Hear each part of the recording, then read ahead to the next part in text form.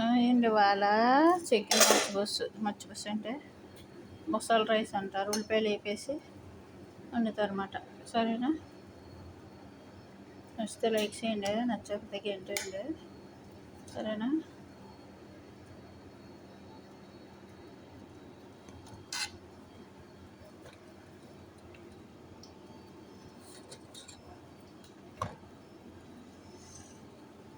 కోడి అక్కడ కాలుతుంది.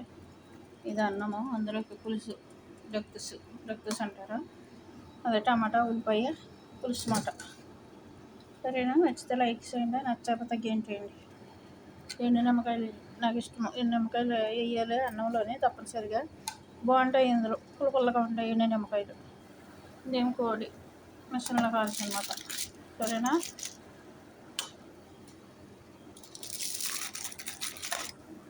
నచ్చితే లైక్ చేయండి. పెద్ద వీడియో వచ్చేసింది ఈరోజు అంటే ఇది.